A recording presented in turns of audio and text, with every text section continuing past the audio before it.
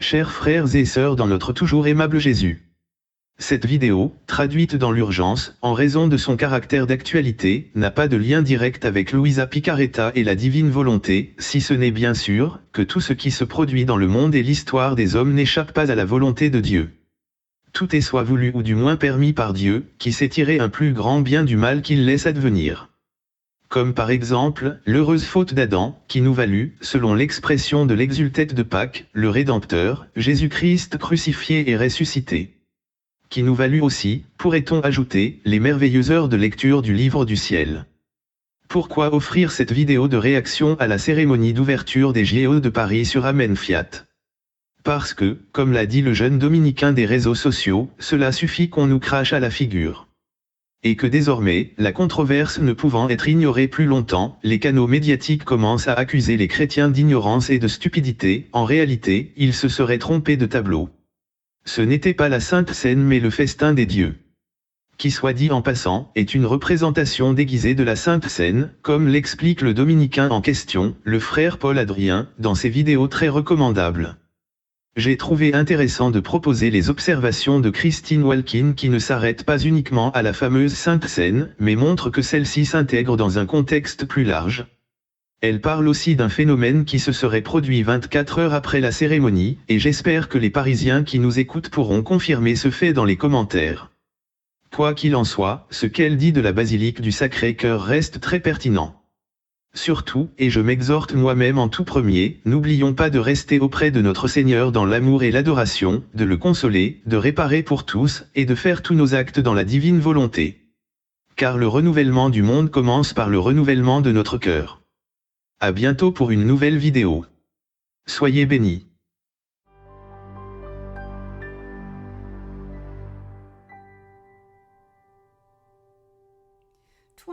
« 29 millions de personnes ont regardé la cérémonie d'ouverture des Jeux Olympiques de 2024. Et parmi ces 29 millions de personnes, tous les chrétiens qui ont regardé se sont sentis moqués, trahis, horrifiés et choqués parce qu'il s'agissait d'une profanation pure et simple de ce qui est le plus sacré, dans l'Église catholique en particulier, à savoir l'Eucharistie, entre autres choses.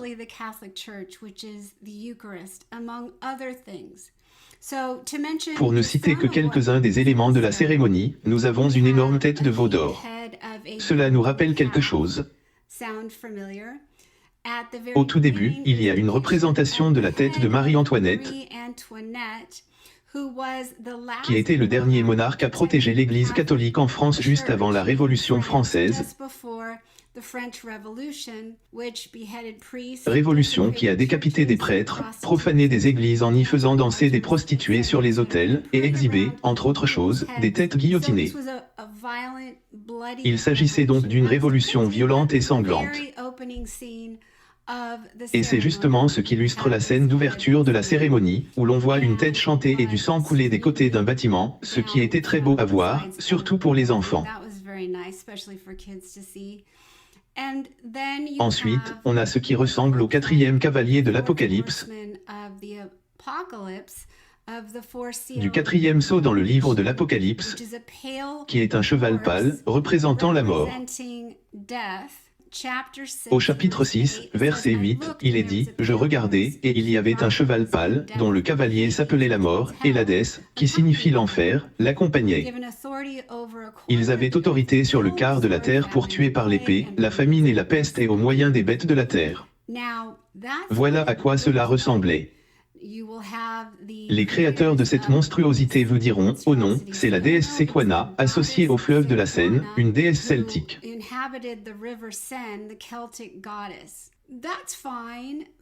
D'accord, mais ça n'y ressemble franchement pas. En fait, j'ai fait mes recherches sur la déesse Sequana. Soit elle se prélasse avec des raisins, soit elle est debout sur un bateau avec une tête de canard, un petit bateau avec une tête de canard à la proue. Elle n'est jamais sur un cheval.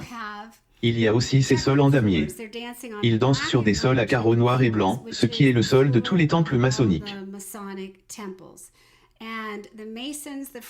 Comme on le sait, les francs-maçons ont pour objectif d'abolir le catholicisme dans la société, d'abolir le fondement de la civilisation occidentale qu'est le christianisme et de renverser toute morale chrétienne.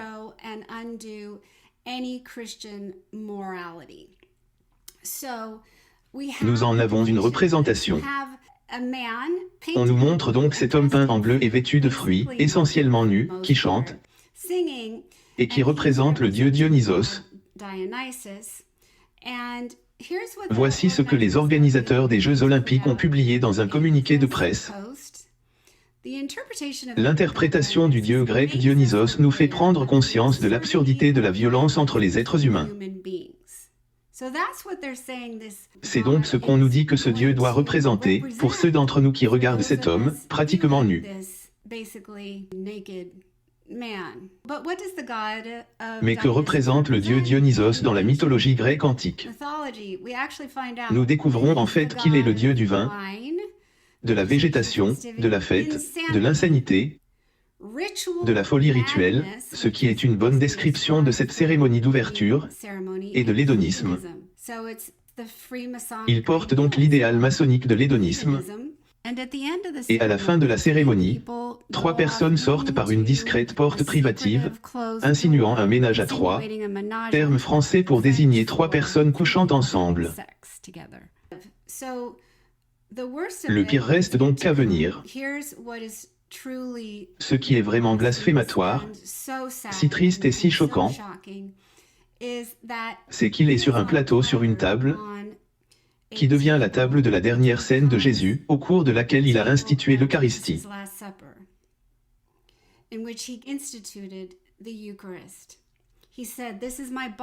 Il a dit, « Ceci est mon corps livré pour vous, faites ceci en mémoire de moi. » C'est ce que nous faisons dans la messe catholique. C'est ce que font les orthodoxes pendant la messe, chaque fois que nous célébrons la Sainte Eucharistie. Padre Pio a dit qu'il serait plus facile pour la terre de survivre sans le soleil que sans le saint sacrifice de la messe. C'est le moment où Jésus se donne lui-même à nous. Il y a donc une femme qui représente Jésus, dans cette scène tirée de la représentation de Léonard de Vinci dans son magnifique tableau de la dernière scène. Et la femme qui est à la place de Jésus a ce qui ressemble à une auréole ou à une hostie, l'Eucharistie, à l'arrière de sa tête.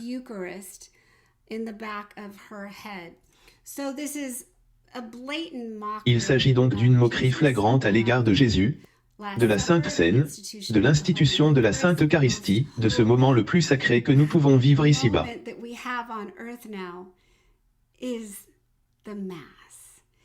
La messe est le moment le plus important que nous ayons sur terre, celui où Jésus, encore et encore, vient à nous et se donne à nous.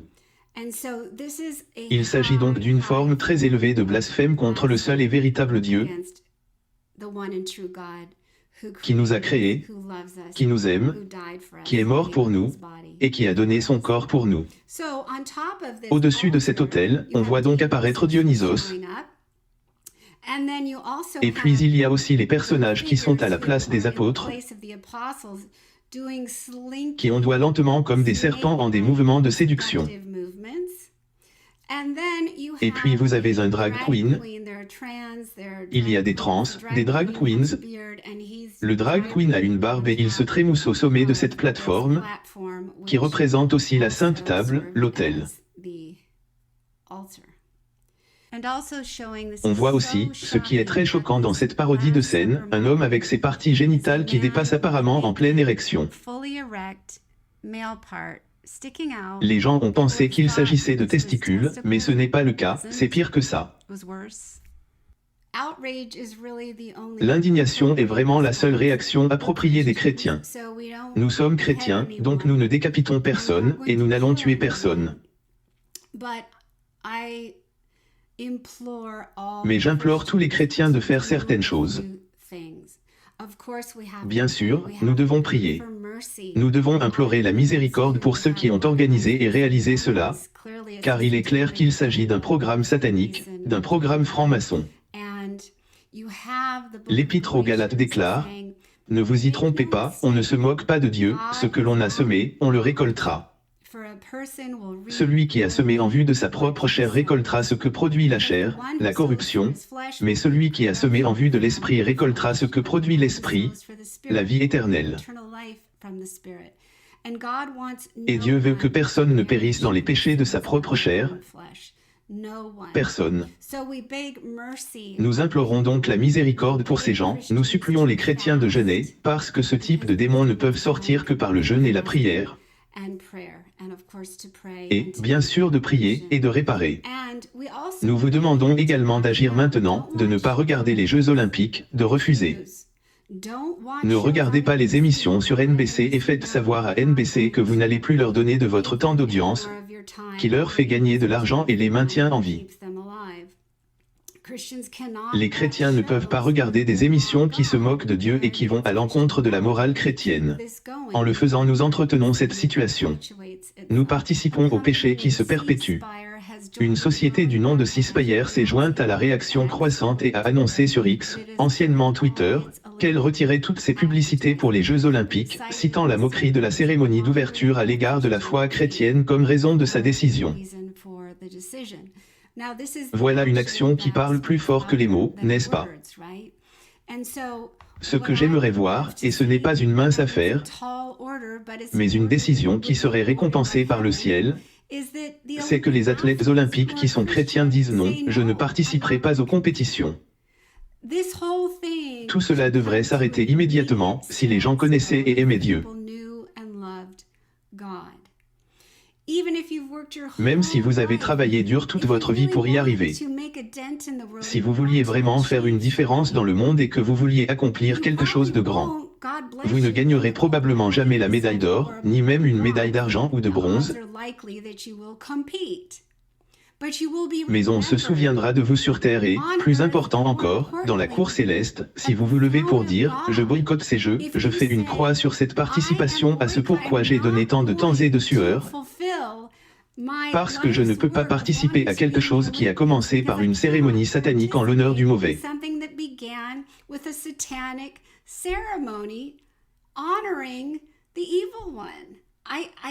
Je ne peux pas participer à cela. Et Dieu veut-il que quelqu'un, à ce stade, participe d'une manière ou d'une autre à cela? Je crois qu'il veut que tout cela cesse.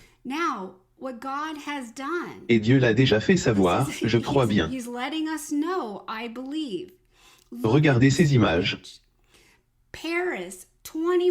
Paris, 24 heures après la cérémonie d'ouverture, est devenu noir. Paris est connu comme la ville des Lumières. La France est connue comme la fille aînée de l'Église. Paris a sombré dans l'obscurité, toutes les lumières se sont éteintes, à l'exception d'une belle et grande lumière. Et j'adore le fait que le protestant, qui a fait cette prise de vue sur le sujet, l'appelle une église chrétienne. En fait, il s'agit de la basilique du Sacré-Cœur, dédiée au Sacré-Cœur de notre Seigneur Jésus-Christ.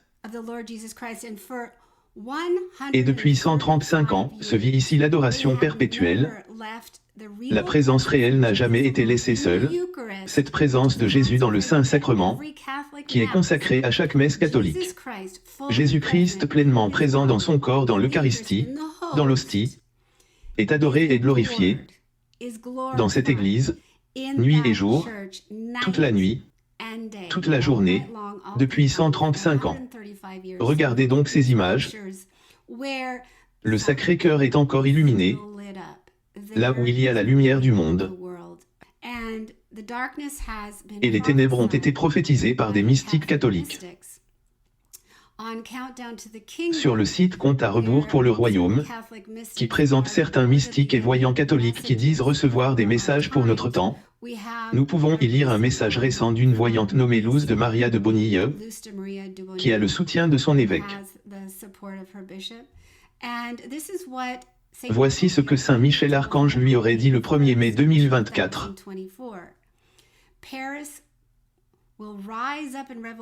Paris se soulèvera en révolution et sera privé de l'attrait pour lequel l'humanité venait dans ce pays.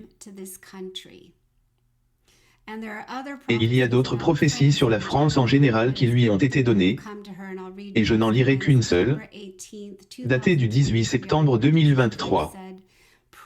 Notre Seigneur Jésus-Christ dit « Priez mes enfants, priez pour la France et son président, les provocations du mal continueront. » Et ce n'est pas nouveau. Des prophéties sur Paris ont été faites depuis des centaines d'années. Saint Jean Bosco est un saint bien-aimé de l'Église catholique, et Saint Jean Bosco a reçu 3 prophéties qui lui ont été données consécutivement. Et je vais vous lire les lignes qu'il a reçues au sujet de Paris. Il dit, Paris, Paris. Au lieu de te fortifier avec le nom du Seigneur, tu t'es entouré de maisons de mauvaise réputation. Tu les détruiras toi-même. Ton idole, le Panthéon, sera rasé. Pour que l'on puisse dire en toute vérité, selon les mots du psalmiste, que l'iniquité s'est mentie à elle-même. Psaume 26, verset 12. Ainsi donc, ceux qui ont commis cela, ils se sont mentis à eux-mêmes en pensant avoir fait quelque chose de bien.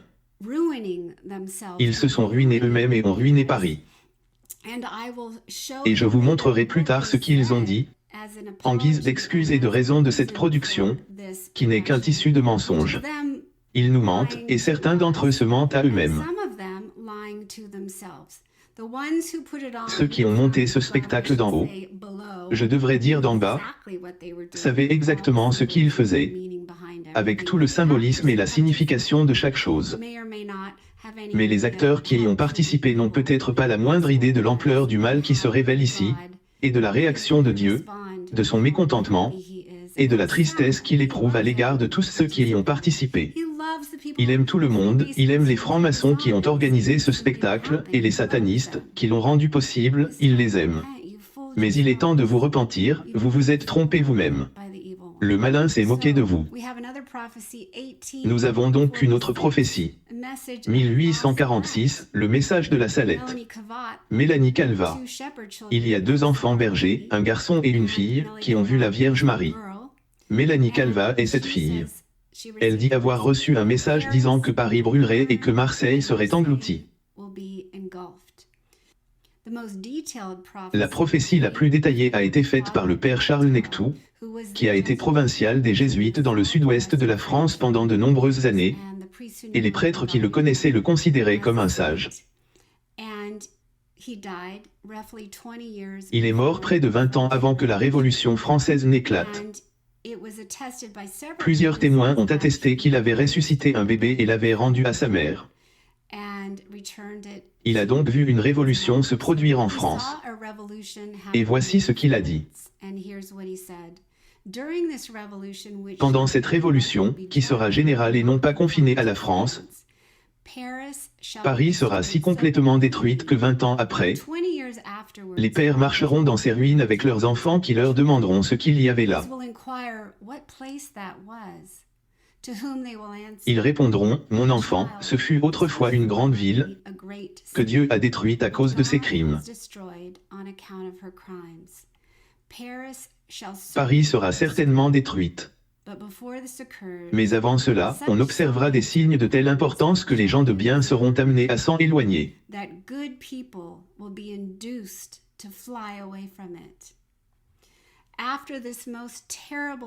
Après cet événement terrible, tout rentrera dans l'ordre, la justice régnera dans le monde et la contre-révolution sera accomplie. Le triomphe de l'Église sera tel qu'il n'en aura jamais eu de semblable, car ce sera la dernière victoire de l'Église sur la terre. Les heureux chrétiens qui auront survécu remercieront Dieu de les avoir réservés pour contempler un triomphe si complet de l'Église. Voilà pour les bonnes nouvelles. Mais nous nous dirigeons vers ces grandes ténèbres qui ont été prédites. Et nous sommes appelés à nous battre et à ne pas rester assis, les bras croisés.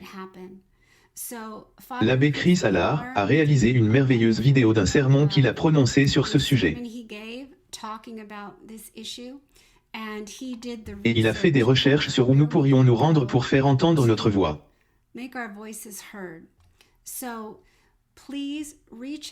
Alors s'il vous plaît, faites le pas d'écrire et réalisez qu'on vous doit et que vous voulez des excuses.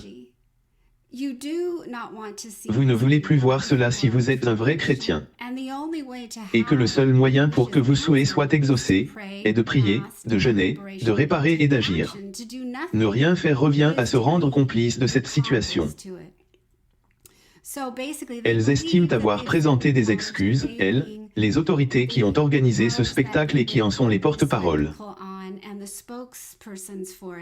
Le porte-parole de Paris 2024 au nom des organisateurs a déclaré, je cite, « Clairement, notre intention n'était pas d'afficher un manque de respect à quelque groupe religieux que ce soit. À l'inverse, notre intention était de montrer de la tolérance et de la communion. Si des gens ont été offensés, nous nous en excusons. » Le directeur artistique de Paris 2024, Thomas Joly, a été déconcerté par les réactions négatives suscitées par le spectacle. Il a déclaré « Notre idée était l'inclusion. Naturellement, lorsque nous voulons inclure tout le monde et n'exclure personne, cela soulève des questions. Celui qui a parlé en fait avec le plus de franchise, c'est le président de Paris 2024 Tony Estanguet, qui a déclaré « Nous avons imaginé une cérémonie pour montrer nos valeurs et nos principes. Nous avons donc donné un message très engagé. L'idée était de déclencher une réflexion, nous voulions un message aussi fort que possible. Eh bien, cela a été accompli. C'est vrai. C'était très, très fort. Je vous suggère donc de contacter le CIO, le Comité international olympique, dont le président est Thomas Bach, qu'on doit tenir responsable d'avoir offensé une grande partie du monde. Vous pouvez vous rendre sur le site https://olympics.com/cio/nous-contacter. Vous pouvez y accéder par la page le site olympics.com en sélectionnant la page du CIO puis la page « Nous contacter » tout en bas à droite.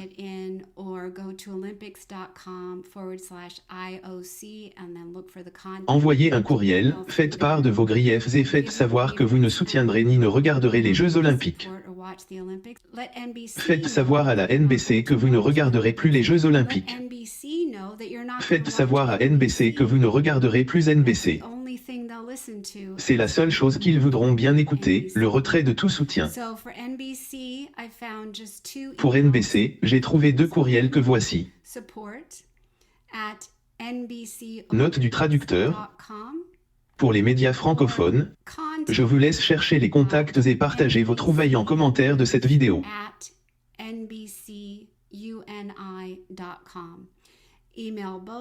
Envoyez ces 2 courriels pour faire connaître vos griefs.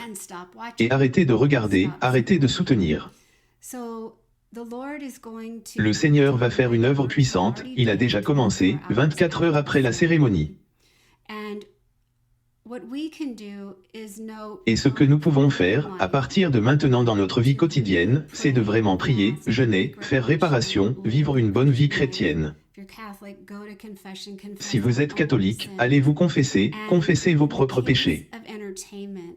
Et en ce qui concerne l'industrie du divertissement, boycottez, ne regardez pas. Ne laissez pas vos enfants regarder quoi que ce soit qui moque le christianisme, quoi que ce soit qui soit contraire aux valeurs chrétiennes.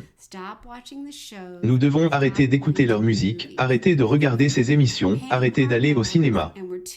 Parce que si nous dépensons nos dollars, que nous écoutons, que nous allons en ligne et que nous regardons ces choses, nous faisons tous partie du problème. Nous nourrissons la bête. Je vous propose maintenant de prier avec moi pour que tout cela soit utilisé pour le bien, afin que tous les enfants qui ont regardé cette cérémonie puissent être guéris et qu'on leur apprenne que ce qui s'est passé est un sacrilège et qu'ils ne doivent pas suivre ou imiter ou croire que ce qui s'est passé n'est pas aussi horrible que cela l'était.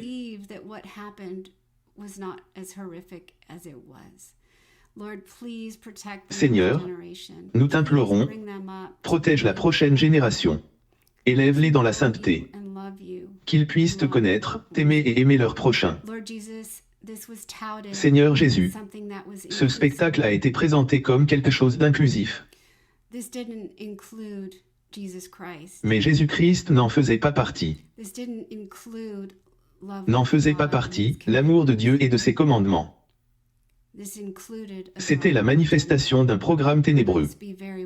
Rendons-nous compte de la façon dont ce magnifique mot, appelé inclusion, en est venu à signifier l'exclusion de tout ce qui est bon et saint. Lord Jesus, Seigneur Jésus, aie pitié de nous. Amen. Fiat.